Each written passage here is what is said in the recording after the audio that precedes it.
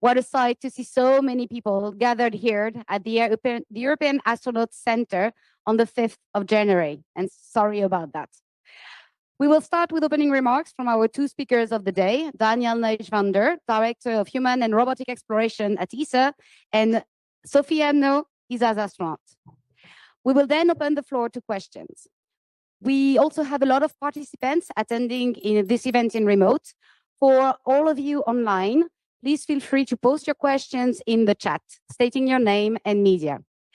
Please keep in mind that our event today is about Sophie, her mission Epsilon, and human spaceflight. Should you have questions about other topics, I kindly invite you to send it via email to our colleagues from Media Relations at media@esa.int. Without further ado, I am delighted to give the floor to you, Daniel.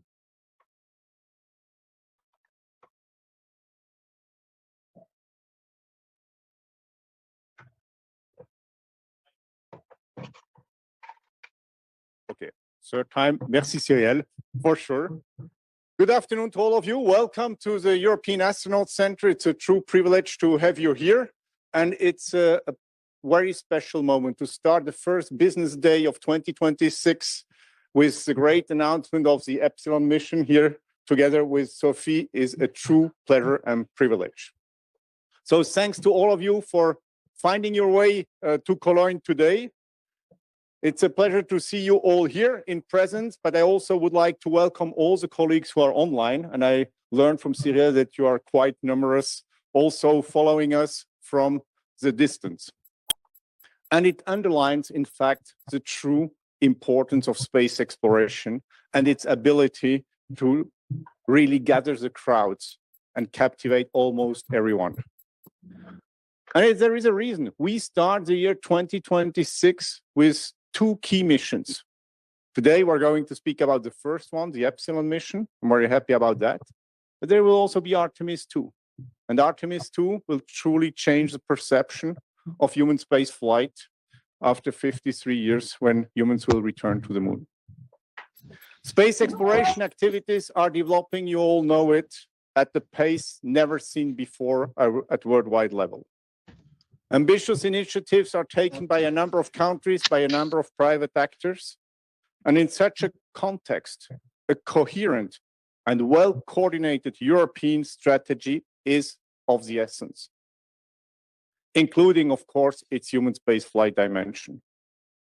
Explore 2040 strategy, which was finalized by the ESA member states in 2024, gave a clear, bold vision for Europe by the ambition of establishing continuous, sustainable, and responsible human and robotic exploration in the solar system by providing unique contributions and returning benefits to society. This is the overarching scheme.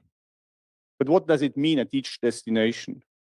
It means that in low Earth orbit, we want to maintain a human presence and we want to utilize it for the benefits on Earth in particular. We want Europeans to explore the moon in the 2030s, and we want to prepare to take Europeans to Mars at the end of the 2040s. For all of that, in 2020, for the first time after 12 years, ESA decided to open a new call for a European-wide astronaut selection. This call attracted over 22,500 candidates, from which we selected 5 talented individuals to join the ESA Astronaut Corps. And we're very happy to see one on stage next to me, but also additional colleagues here in the room, at least 2 I saw. With that, we are also ensuring our long-term participation in key programs, such as the International Space Station and Artemis, as well as ensuring our common ability to take action towards future projects involving human spaceflight. But now a few words about the context of this mission, of the Epsilon mission, and the incredible work of all the teams. Some of them are here in the room.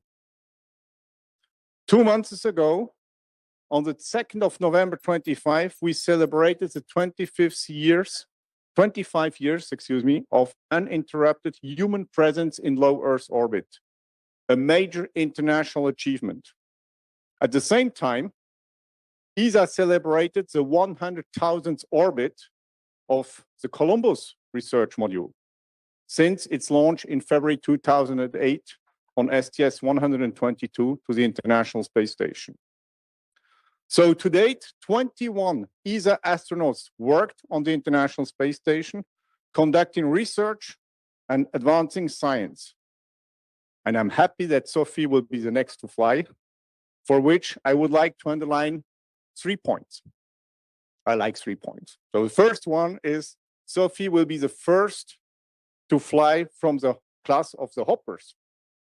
The Hoppers being the name of the class of the 5 career astronauts selected in 2022, complemented by an Australian colleague during the basic training. And it's also a special moment for me personally to see the first of them flying, as I had the pleasure to accompany them since the very beginning. Second point, this mission could become the longest space mission for an ESA astronaut ever, depending, of course, on the final transportation manifest. And third, the duration, and now I really ask you to listen carefully, the duration between the first day of Sophie at ESA and the flight, of course, keeping the finger crossed that we speak about mid-February of 2026, would be 2 years and 10 months. This is a record for an ESA astronaut for sure, and maybe beyond. Yes, please.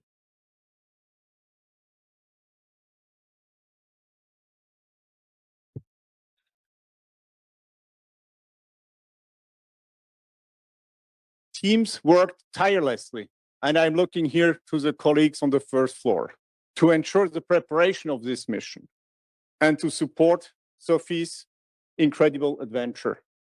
Let me thank them here and now for all the job done.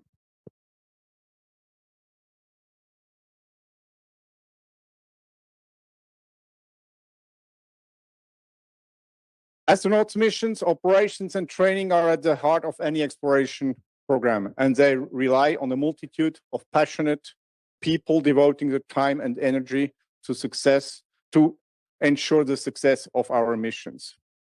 Sophie Anno is one of them, and she had an incredible path. From ESA's basic training, jumping straight into the specific mission training, through this intense journey, she has been performing above all expectations and recognized by all as a diligent professional. And these are not nice words, Sophie, these are facts. Something also unanimously underlined by the trainers and colleagues is her mindset, which is well reflected in her mission's name and patch. Epsilon reflects the power of the small yet impactful contribution and how multiple parts unite to create a whole. A nice message of modesty, and let me add, while performing. Permettez-moi de conclure en français avec 2 messages.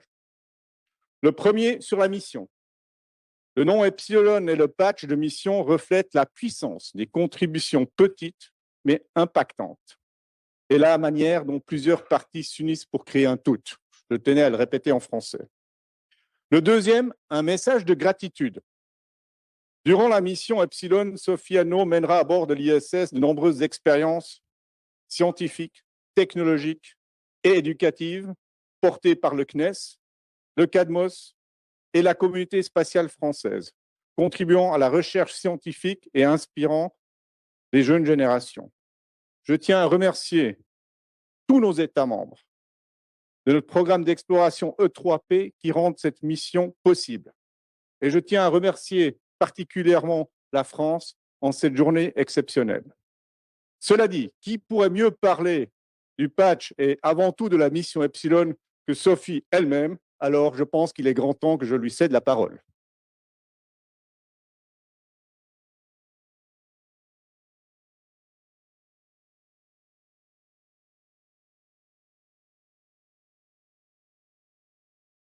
One, two, one, two. every word from an astronaut starts with a com check. So I'm doing my com check. It works? Yeah, okay. Hi, everyone. So yeah, ladies and gentlemen, distinguished guests, and member of the press, dear colleagues, dear friends, first of all, thank you. Thank you for being here today, together January 5th, in the foyer, what we call here the foyer of our European Astronaut Center. Thanks for sharing this moment with me. Your presence means more than you might imagine.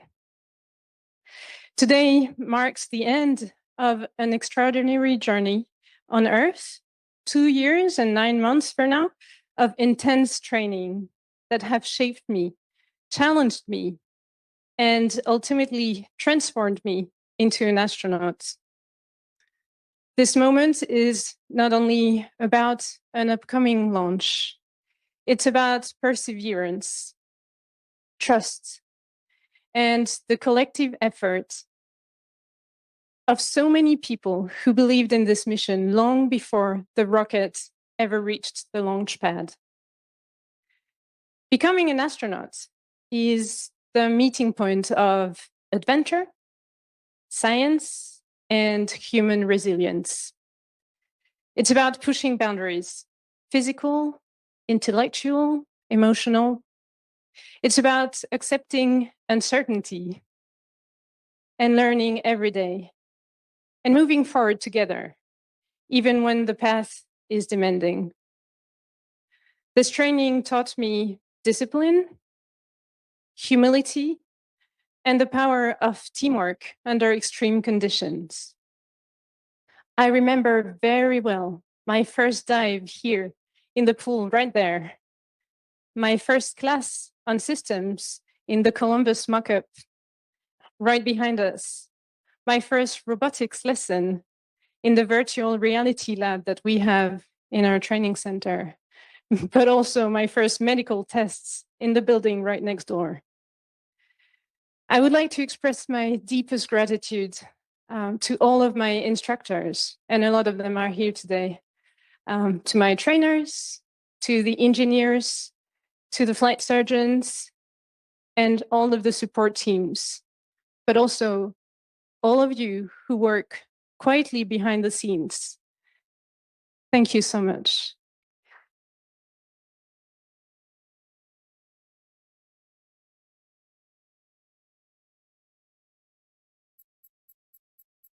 For all of you, your expertise, your patience, your commitment have made this mission possible.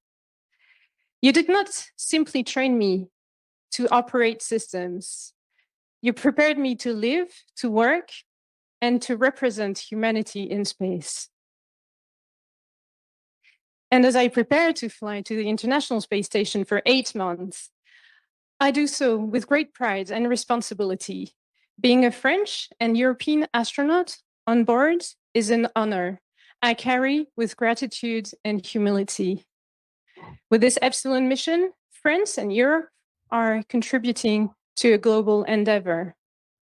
Space exploration connects science, economy, technology, education, and diplomacy.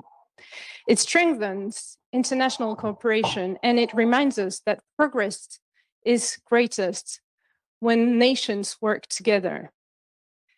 The ISS itself is proof that collaboration can overcome borders, cultures, and differences.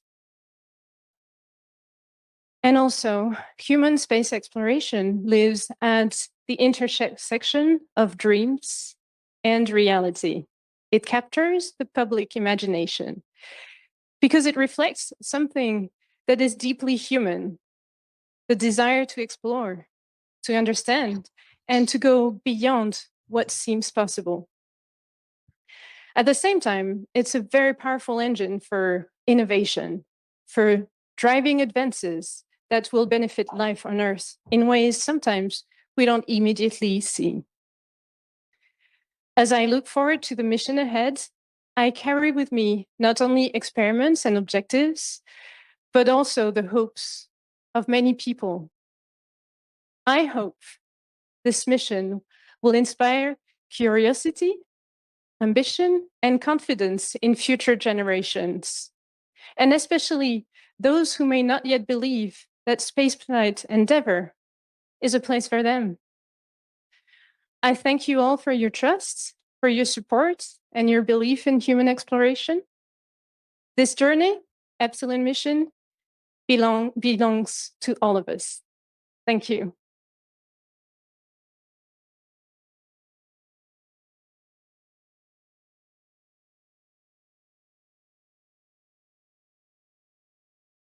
Thanks to both of you. We will now open the floor to questions. If you have one in the room, please raise your hand and one of our colleagues with the mic will come to you in order to allow you to ask it out loud.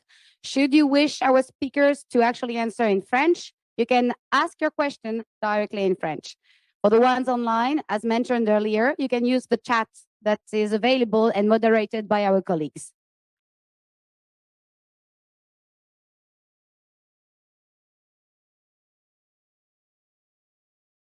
Bonjour, Roland Segui, je suis journaliste pour les journaux du groupe Centre France. Bonjour. Bonjour. 30 ans après Claudie Ignoré, vous serez la deuxième femme donc à partir dans l'espace. Est-ce que vous avez le sentiment d'arriver dans un milieu qui a beaucoup évolué pour les femmes, ou est-ce qu'il reste encore des freins à lever selon vous? Je pense effectivement que les choses ont beaucoup changé en 30 ans. Et en tout cas, à mon niveau, pendant toute la période de l'entraînement, mais même depuis la sélection et avant, j'ai jamais senti une différence. Le fait que je sois une femme ou pas, je suis tout simplement une astronaute qui s'entraîne. Et voilà, je pense que c'est un chemin qui a été fait au cours de générations.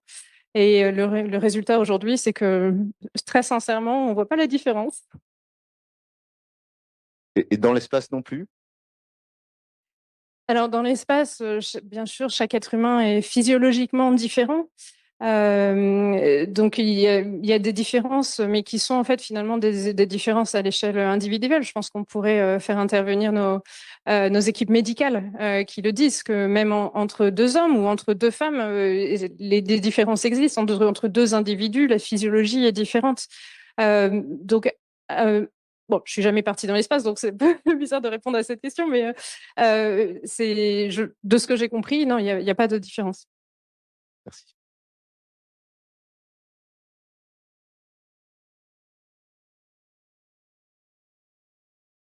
Bonjour, bonjour Sophie, bravo. Daniel Chrétien pour Air et Cosmos. Bonjour. I have a little question for you about your really short, recordly short training you had for longer than expected mission you will have, 8 months. Can you tell us more about the updates you experienced during your training to prepare this launchment of mission? Okay. So yeah, it's true that this training was intense, and I very well remember when I was assigned to this mission, and I talked to our trainers and people who do the schedule for us. They said, "It's never going to work. This is impossible. It's never going to work. Like, we're lacking some months in there for your training." And so I remember very well as well. They were coming to me saying, "Hey, Sophie, it's going to be intense. Are you ready for that? Do you think you can handle this?" And they were very worried for me. And they were always asking, "Is it okay? Is it not too much? Because you should be really tired now." I said, "Oh, it's okay. Let's go on. Let's keep the momentum. Always keeping the momentum." They made it work. They made it work. They had to make choices and prioritize some of the training. Of course, always prioritizing things regarding to safety, flight safety, and critical actions. So all of the emergency training, like we did all of it.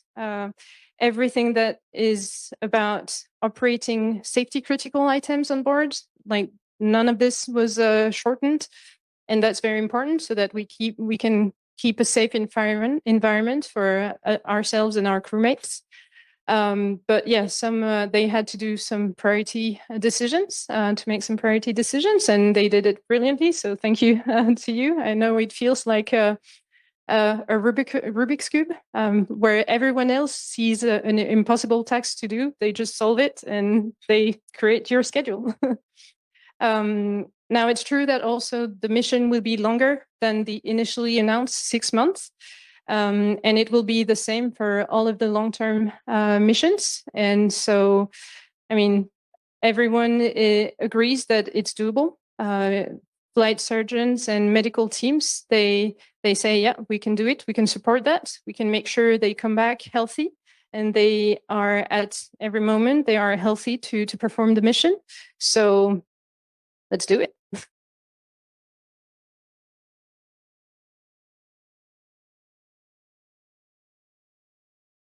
Hello, my name is Tina from the ARD Tagesschau.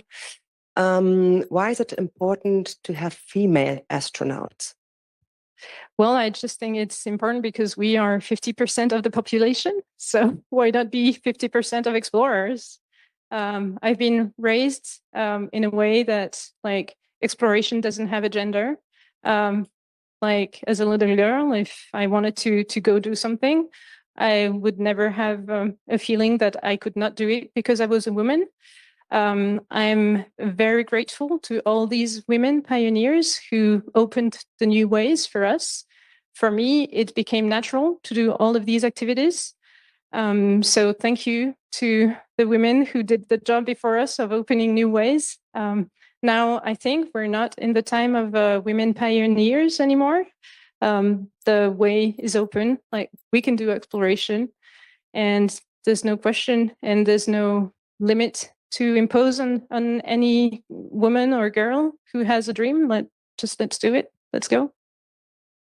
You're the patron of a program which inspires young people to learn engineering and stuff. What are the 3 most important things you teach them or you tell them to fascinate them from what you're doing?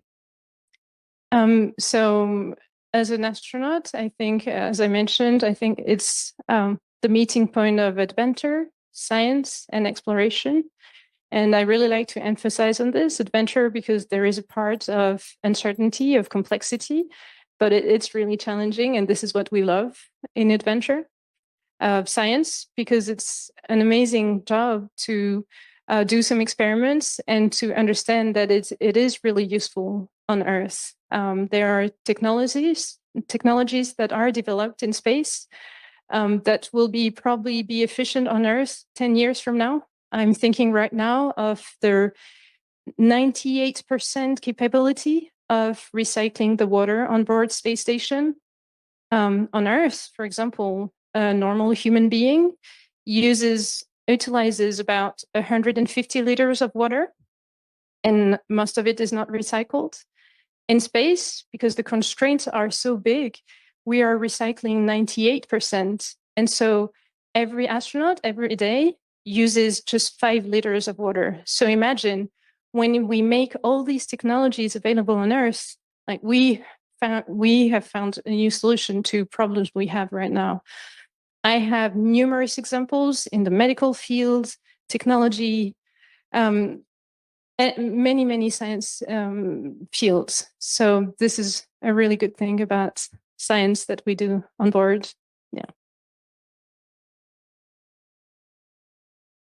In the back of the room first, please. Bonjour, je suis Sophie Bonjour. Becherel et je travaille pour France Inter. J'ai 2 questions. Est-ce que vous pourriez décrire vos sentiments maintenant? Est-ce que c'est de l'excitation, de l'impatience, de la fatigue, de la fierté? Enfin, essayez de nous décrire ce que vous ressentez à quelques semaines du départ. Et ensuite, est-ce que vous pourriez nous parler de votre équipage, des liens que vous avez pu nouer, des affinités que vous pourriez avoir avec l'un ou l'autre? Merci pour ces 2 questions. En fait, ce que je ressens, c'est un mix de plein de choses, hein, comme les émotions, c'est jamais une émotion principale, c'est toujours un mix de la journée, des mois qu'on a passés, de plein de choses. Mais ce que je pourrais dire aujourd'hui, ce que je ressens principalement, c'est que je suis sereine sur une mission qui va être belle. On est bien préparé. Je suis concentrée également. Parce que ça fait 3 ans qu'on engrange de la connaissance et surtout l'apprentissage de compétences clés qui vont nous servir au quotidien là-haut. Concentrée. Je suis curieuse aussi parce qu'il y aura beaucoup d'incertitudes comme toute mission, parce que les missions spatiales vont vraiment pousser les frontières de ce qu'on sait faire sur Terre. Donc, curieuse de voir où va nous mener cette aventure, même si on a une bonne idée de comment ça va se passer, il y aura toujours une part d'incertain dans cette complexité de la mission. Voilà, principalement, et très contente aussi. J'allais dire le quatrième, si je devais en citer un quatrième, c'est contente parce que ça arrive pour moi au terme de quasiment 30 ans, hein, depuis que je suis toute petite. J'ai 43 ans aujourd'hui et oui, quand je devais avoir entre 10 et 13 ans, j'ai commencé à en rêver et je me suis dit que j'allais faire tout ce que je pouvais pour y arriver. Donc, ça a été un long trajet. Et donc, voilà, je suis contente d'être arrivée là. Mais comme je le disais tout à l'heure, je suis pas arrivée là seule, hein. Je suis arrivée là avec l'aide de tous les entraîneurs, de tous ceux qui m'ont transmis un flambeau. Et vraiment, j'ai un merci spécial pour eux aujourd'hui. Ensuite, mon équipage, je l'adore. Quoi dire d'autre? Sinon, en fait, on s'est pas seulement entraîné ensemble, mais on a vécu des moments du quotidien. On a surtout appris à construire la confiance entre nous. Et ça se fait au détour de un repas quand on termine l'entraînement en centrifugeuse, qu'on est tous un peu fatigués, ou alors un trajet en voiture le matin à 5 heures du mat, ou alors, enfin voilà, on apprend à se connaître, on apprend à ce langage non verbal qui fait qu'on saura répondre aux besoins de l'autre juste par un regard. Et il y a une vraie complicité qui s'est développée dans l'équipage. Donc voilà, cet équipage, il est constitué de Jessica, notre commandant, qui est une astronaute expérimentée, qui est quelqu'un avec qui j'ai beaucoup de connexions, scientifique, une femme extraordinaire, et j'ai hâte que vous la rencontriez un peu plus et qu'elle soit à même de vous présenter ce qu'elle a fait dans la vie. C'est incroyable. Il y a Jack, qui est membre d'équipage américain. Jack, ce sera notre pilote du Crew Dragon. Et donc lui, c'est une connexion particulière avec lui également, parce qu'on a fait la même école de pilote d'essai. Lui est un pilote de chasse de la Navy américaine. Et donc cette connexion qu'on a, c'est qu'on est tous les deux passés par l'ETPS au Royaume-Uni. Et donc forcément, on a des blagues très faciles en commun. Et un langage qui voilà, dont on sait rire ensemble. Voilà. Et puis il y a Andrei, notre collègue d'équipage russe, avec qui on s'est entraîné aussi, et avec qui on a pu créer des liens, et qui est aussi quelqu'un d'extraordinaire, et j'ai hâte que vous le rencontriez également. Voilà.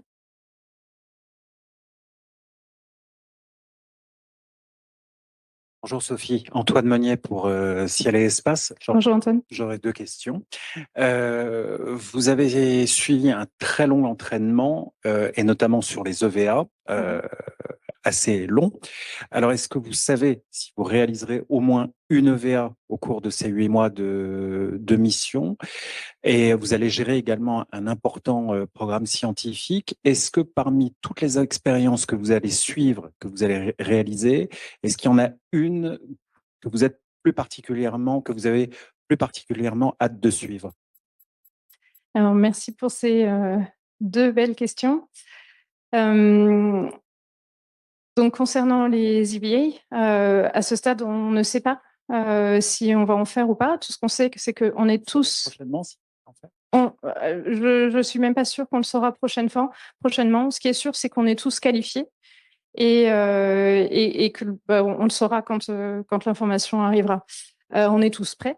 On a tous très envie d'en faire parce que c'est vraiment j'allais dire la partie la plus impressionnante et la plus accomplissante presque du métier d'astronaute.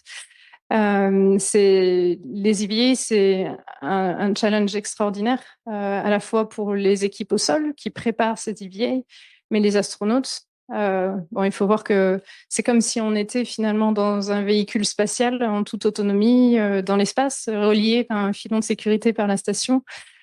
Chaque geste est répété maintes fois. On a fait des entraînements dans la piscine qui nous préparent à différents scénarios d'EVA. Donc, on a tous très envie d'en faire une, mais là, on aura l'information plus tard en cours de mission. Ouais.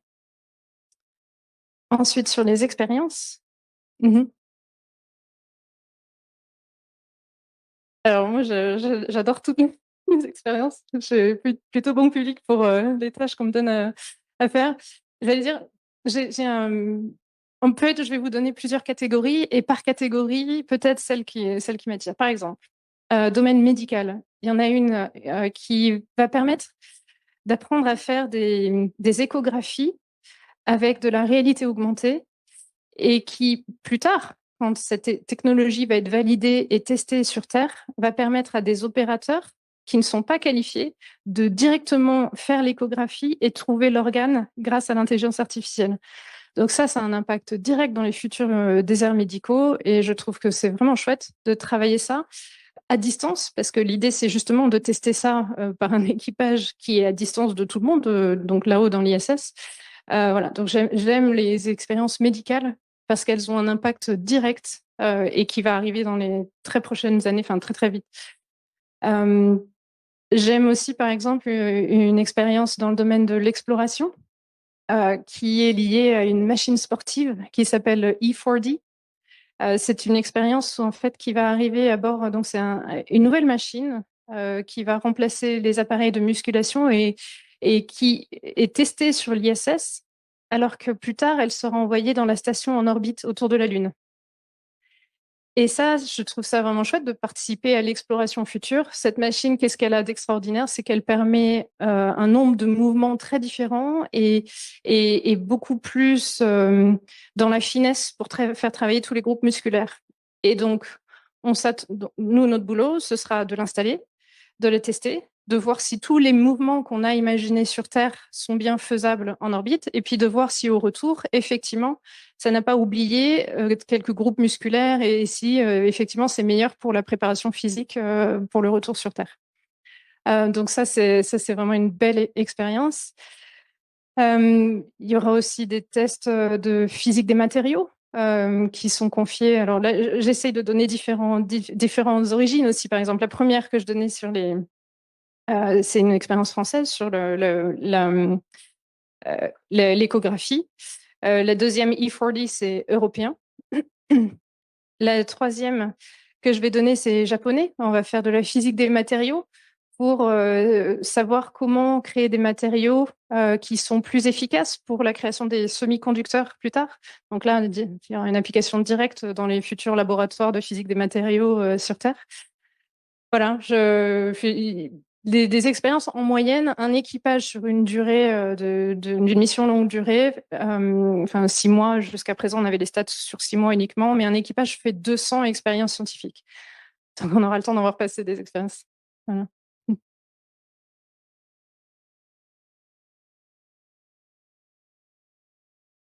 Baptiste Coulon de RFI, Radio Bonjour, France Internationale. J'ai deux questions assez différentes. La première, quelle place avez-vous accordée à l'imprévu au cours de votre entraînement? Est-ce qu'il y a des choses, par exemple, sur lesquelles vous n'avez sciemment pas travaillé pour garder une forme d'innocence ou de pureté au moment de découvrir vraiment la Station spatiale internationale? Et ma deuxième question, très différente, vous allez décoller à bord d'une capsule Crew Dragon SpaceX d'Elon Musk, dont on connaît les visées répétées contre la science. Vous allez là-haut pour faire de la science. Comment est-ce que vous vous positionnez justement à ce sujet? Merci. Alors, sur la première question, je dois dire que l'entraînement est tel que, oui, on sait qu'il y aura une part d'incertitude, mais au contraire, pour être à même d'absorber l'incertitude là-haut, on se prépare et on travaille beaucoup au sol. En fait, c'est ça qui permet d'être beaucoup plus serein pour absorber l'imprévu. Et donc, voilà, on répète maintes et maintes fois tous les scénarios d'urgence. Et cette philosophie de laisser, enfin de moins travailler pour laisser la place à l'imprévu, c'est au contraire en fait.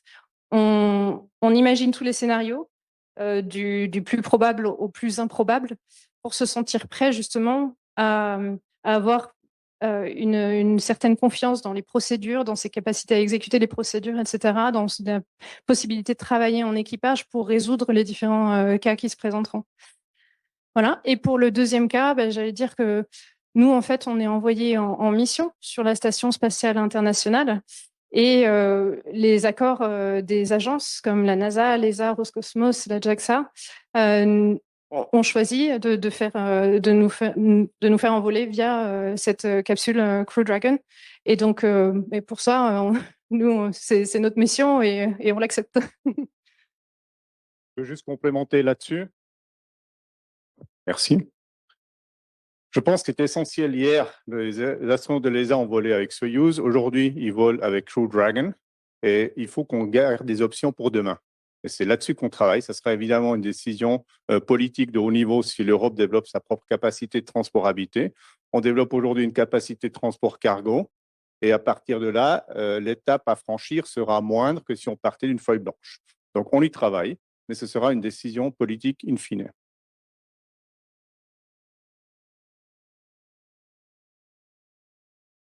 Bonjour, Jean-Christophe Lochasse pour le magazine Vivre le Bassin.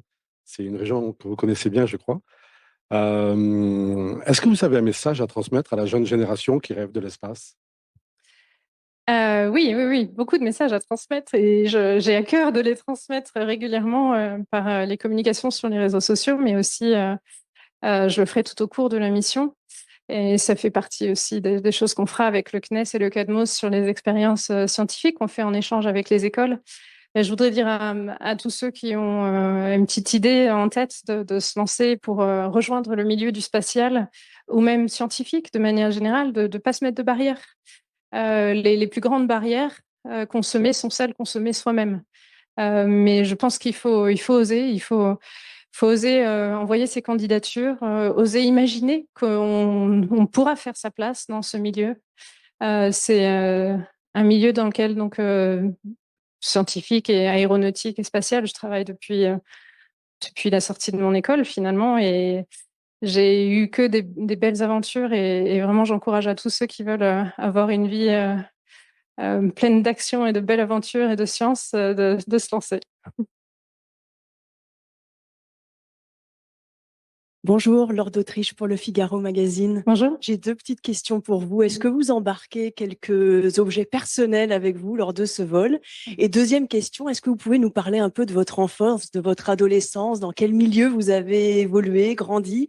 Et puis, est-ce qu'on vous a encouragé à découvrir la science et sous quelle forme? Vous aviez parlé de Marie Curie, de Claudie Aigneret comme modèle, mais est-ce qu'il y a d'autres choses qui vous ont aussi marqué à cette époque? Merci. Donc, pour ce qui est de la valise, oui, j'emporte des objets personnels aussi, que ce soit des photos d'amis, de famille, etc., des choses qui me permettront de me reconnecter à la Terre finalement et puis à cette vie sur Terre qu'on n'abandonne pas. Hein, on va juste faire une mission, mais c'est pour mieux revenir ensuite. Et pour certains de ces objets, je vous donne rendez-vous dans quelques temps puisqu'il y aura des petits messages qui sont transmis depuis là-haut. Voilà. Et puis ensuite, sur mon enfance, je dois dire que j'ai eu la chance d'avoir une enfance très heureuse, où justement la curiosité était encouragée. Grandi dans une famille où l'aventure était tous les jours, il y avait une petite nouvelle aventure. On adore explorer, voilà, se lancer dans l'inconnu. Et j'ai eu la chance de grandir dans une famille où, en fait, quand je parlais de mon rêve, on me disait pas laisse tomber, c'est impossible, tu n'y arriveras jamais. Et ça, c'est quelque chose qu'on entend souvent finalement quand on parle d'un rêve. Ah, je voudrais être astronaute. Oui, c'est bon. En fait, je l'ai entendu plein de fois, mais pas dans ma famille. En fait, dans ma famille, on m'encourageait. Et on me disait, bon, ce sera difficile quand même, hein, mais écoute, vas-y, lance-toi, on verra. Et puis, sois ouverte à ce à quoi ça va te mener. Voilà, donc j'ai beaucoup de gratitude envers toutes les personnes qui m'ont accompagnée depuis que je suis petite. Ouais.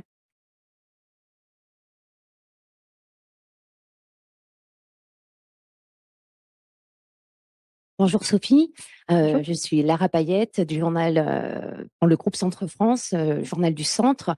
Donc dans la Nièvre, dont vous êtes originaire. Donc j'ai rencontré moi des enfants de la Nièvre à Amphi qui vous suivent. qui vous admirent. Et justement, j'ai une question un peu particulière puisqu'elle provient d'une des jeunes filles et qui souhaite justement devenir astronaute. Et elle m'a demandé de vous demander comment faire et comment y croire, comment y arriver. Elle s'appelle Éline. Eh bien, écoute, Éline, je te souhaite le meilleur dans cette aventure. Et voilà, te mets pas de barrière. J'allais dire, il faut faire les choses étape par étape. Parce que c'est vrai, quand on se dit je veux être astronaute, c'est un Everest qui semble face à soi. Et quand on regarde le haut de l'Everest, bah, forcément, on se dit ouh, ça va être dur, ça va être long. Mais étape par étape. Et puis, pas à pas, apprendre les compétences. Alors, si elle est en ce moment dans une école, au collège, au lycée, qu'elle se concentre sur l'apprentissage des compétences de base qu'on lui apprend à l'école, l'anglais, les maths, la physique, la curiosité. Voilà, commencer par là. Et puis après, faire un parcours. J'allais dire ce qui est vraiment, vraiment important. En tout cas, pour moi, ça a été une priorité tout le temps. C'est de construire sa vie de telle sorte que, quoi qu'il arrive, elle soit heureuse. Des chemins pour être astronaute, il y en a des dizaines et chacun a son propre chemin. Dans notre promotion, on a un médecin, on a une scientifique, on a un ingénieur, moi-même pilote. Et donc, ce qui est important, c'est de considérer que il faut mener une vie qui nous plaît d'abord. Et c'est que en ayant une vie qui nous plaît qu'on arrivera à être performant dans son domaine. Et puis derrière, penser que astronaute, c'est la cerise sur le gâteau, mais pas se mettre la pression. Parce que si on se met la pression, après, on risque d'être déçu toute sa vie. Et donc moi, en fait, le fait de vouloir être astronaute, je ne l'ai pas eu comme un objectif, mais je l'ai eu comme vraiment un rêve. C'est-à-dire que j'acceptais que ce rêve puisse ne pas se réaliser. Je chemine vers ce rêve. Mais ce n'est pas un objectif qui me met la pression. C'est-à-dire que tout ce que je fais à chaque étape, je suis heureuse quand même. Et si ce rêve, il n'arrive pas, c'est pas grave, parce que je suis heureuse quand même. Donc, je pense que c'est important de faire des choses à cette jeune fille, qui lui permettent d'être heureuse. Voilà, d'abord. Et puis ensuite, voilà, faire des sciences, ou ce qui lui plaît, surtout, d'abord. Voilà. Since we have questions piling up online, we're going to take a little break from the room, sorry. So, first question from SkyTG24 in Italy.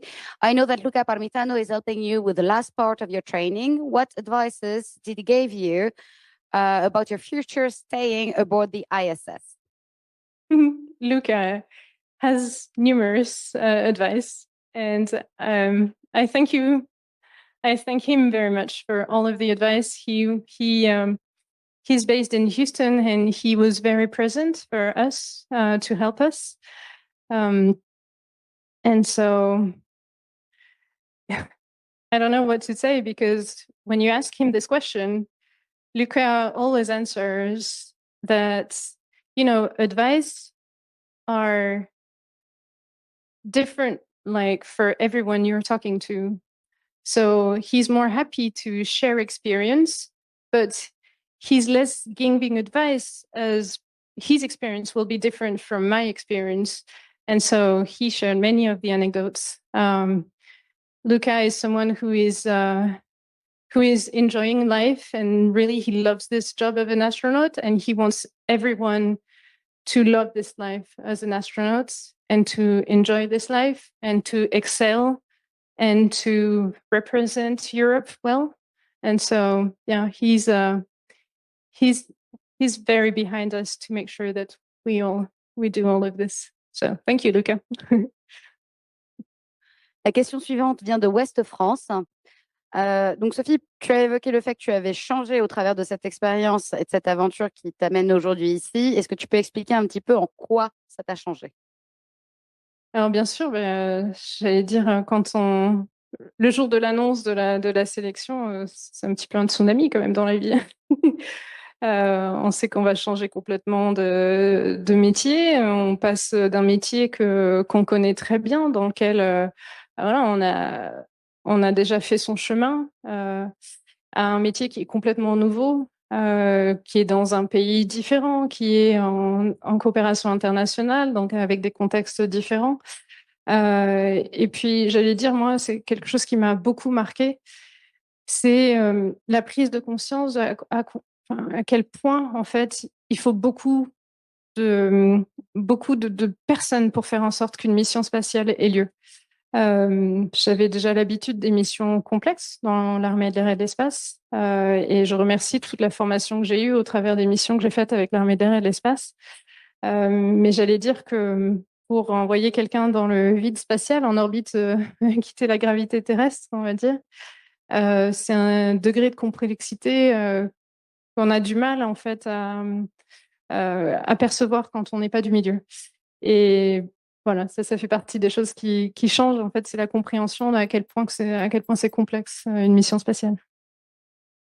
La prochaine question nous vient de espace et exploration. Est-ce qu'il y a une tâche qui a été plus difficile à apprendre sur un temps d'entraînement aussi court? Alors, j'allais dire, vu mon cursus, moi j'ai plutôt grandi dans un milieu technologique, technique, aéronautique. Donc tout ce qui est opérationnel et technique, j'allais dire ça c'était plus accessible pour moi. Ce qui était vraiment nouveau pour moi, c'était le domaine médical. Et donc voilà, ça s'est fait progressivement, mais le jour où j'ai fait la première prise de sang sur moi-même, c'était waouh, jamais j'aurais pensé que, que j'arriverais à le faire. Mais en même temps, l'entraînement est très bien fait. Et puis, c'est la preuve que quand on est bien accompagné, on arrive à faire des choses qui vont au-delà de ce qu'on imagine. Alors, ensuite, on a une question de la part des éco-weekends. Quel échange avez-vous eu avec Claudie Aigneret dans la préparation de cette mission? Alors, Claudie Aigneret, elle a été présente en fait de manière très. Voilà, elle a été vraiment très présente, mais à la fois en toute discrétion. C'est-à-dire que on est en contact par téléphone régulièrement. Euh, et, et très souvent, j'ai un petit message en disant, bon, Sophie, je t'embête pas, mais tu sais, si jamais tu as besoin, je suis là. Voilà. Donc, je la remercie vraiment du fond du cœur parce que, voilà, il y a des fois des conversations que j'ai eues avec elle qui m'ont permis, voilà, d'avancer. Et c'est un petit peu comme un passage de témoin. Merci, Sophie. Do we have any more questions in the room? Yeah, in the back. Bonjour Sophie, Natacha Esnich de France 24. Bonjour. Je vais vous reposer la même question, mais j'aimerais bien la réponse en français si c'est possible. Pourquoi est-ce si important qu'une femme aille dans l'espace aujourd'hui? Vous avez dit que vous n'avez pas été confrontée à une discrimination parce que vous étiez une femme, mais c'est que vous êtes quand même seulement la deuxième femme française à aller dans l'espace depuis Claudie Aigneret. Alors pourquoi est-ce si important? Alors, tout simplement parce que les femmes sont 50% de la population. Donc, il n'y a pas de raison qu'une femme ne puisse pas être exploratrice, scientifique, aviatrice, astronaute. Et on a toute notre place dans ces métiers-là. Alors, oui, apparemment, vous voulez que j'en dise plus. Comment? Ah, j'étais plus bavarde en anglais. Non, mais ce que je voulais dire, c'est vrai que tout au long de ma formation, en fait, j'ai jamais senti de différence le fait d'être une femme. Alors, c'est vrai que des fois, techniquement, physiologiquement, bien sûr, on est différents, mais on est tous différents. Même deux hommes avec deux gabarits différents seront eux-mêmes différents. Et moi, en tant que femme, j'ai jamais senti une limite en fait, dans l'entraînement et dans tout le déroulement de l'entraînement et dans l'exécution de la mission. Et je pense que ce sera pareil dans l'espace. Ça, je pense que vous pourrez en parler aussi à Jessica, qui, elle, a déjà vécu une mission spatiale. Et en tout cas, quand on en parle avec les femmes qui ont déjà volé dans l'espace, il n'y a pas de différence.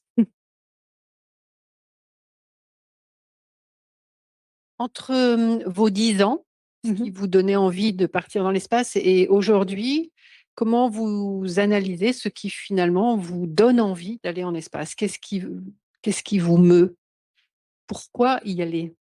Alors moi, ce que j'adore dans ces missions spatiales, je vais peut-être un petit peu me répéter, mais c'est que c'est vraiment à l'intersection de l'aventure, avec gérer une part d'inconnu, de complexité, voilà, un côté aventure d'une mission qu'on va faire en équipage.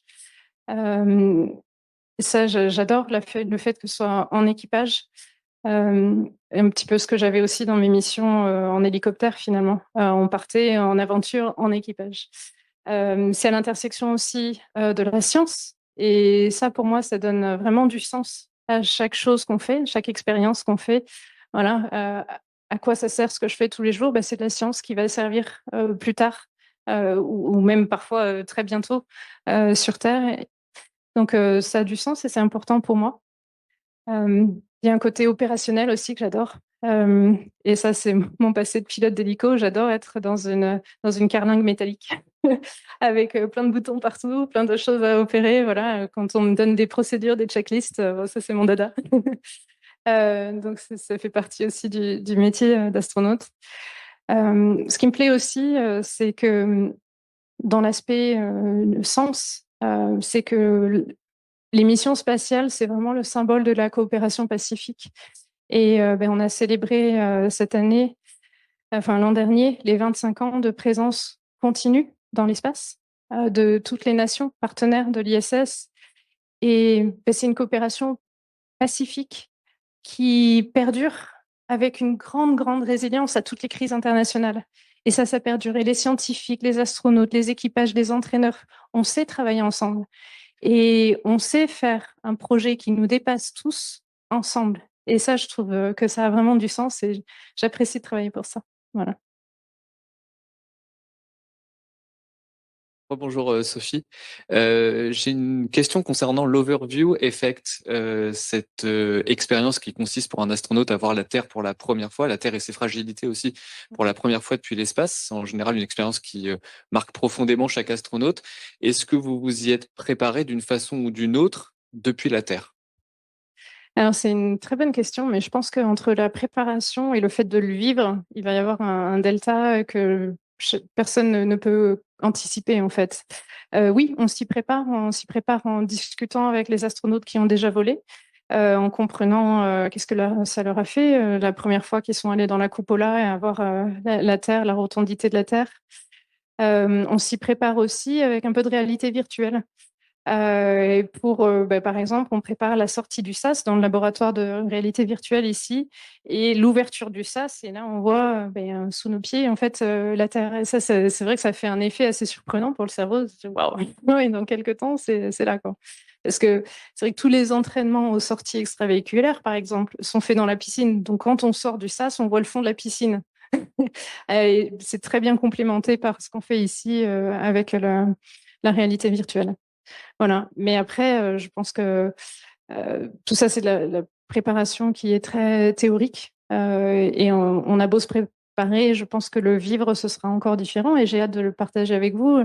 J'imagine que voilà, ce que beaucoup d'astronautes disent, c'est de voir l'unité, la fragilité, la Terre qui est là, une sans frontières, mais en même temps fragile. Et finalement, sur cette Terre, il y a toutes les personnes avec qui on a interagi, toutes les personnes qu'on aime, toutes les personnes avec qui on a travaillé, toutes les choses qui nous entourent, tout ça sur cette Terre, dans l'immensité de l'univers. Et on est là tous ensemble sur ce même finalement vaisseau spatial Terre qui navigue dans l'univers. Et ça, c'est vraiment, je pense, ce qui prend les astronautes aux tripes, quoi, qui les marque. Et voilà, j'ai hâte de voir quel effet ça va faire, mais je pense que ça va être très touchant. Ouais. So we again have a couple of questions online from Pulsar Spatial. With 25 years of continuing human presence in ISS, what are the best advices you received before joining the ISS? Best advice, it's very difficult to summarize because I've been training for 3 years now. So I would say every day is a new advice. Good question. I would mention, I remember very well a conversation I had with Jean-Pierre Agnoret, a very experienced French astronaut who flew in 1999 for Perseus mission. You can see his badge somewhere over there.